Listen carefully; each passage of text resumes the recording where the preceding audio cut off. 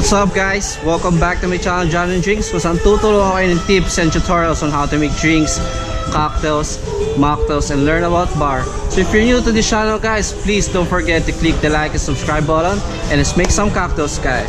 So for today, I'll be showing you how to make one of the classic cocktails, Black Russian guys. So it's a coffee based cocktail na napaka-refreshing. You can drink it like anytime, like lunch, brunch, or dinner. So it's a 2-ingredient cocktail. So let's make our cocktail guys. So it's a stirred cocktail. So for the first ingredient guys is coffee liquor. So we'll be using here is like Kahlua. So there's a lot of different types of coffee liquor at the market, but Kahlua is one of the famous one guys. 30 ml. And then for the next ingredients is vodka. You want to put here like 45 to 60 ml.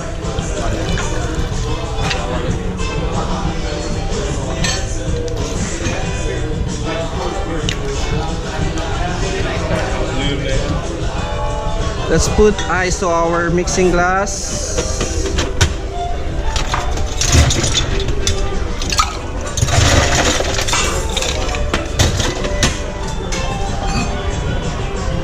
And let's stir it around for 20 to 30 seconds.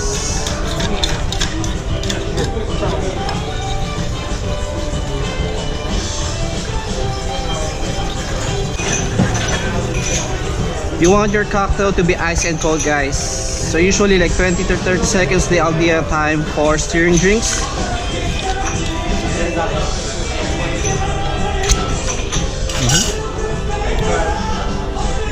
And then let's put in a rock glass with ice.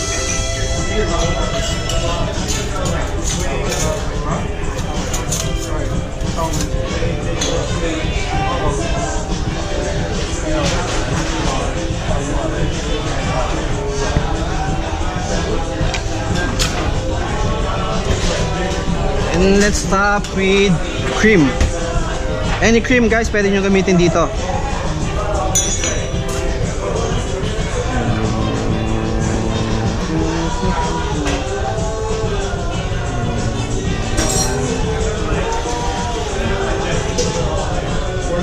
And let's garnish with coffee beans.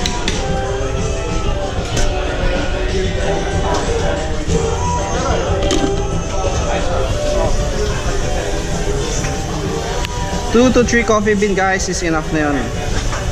1, 2, 3. There you go, Black Russian guys. So if you want to learn more about bar guys, please don't forget to click the like and subscribe button. See you guys next time. God bless everyone.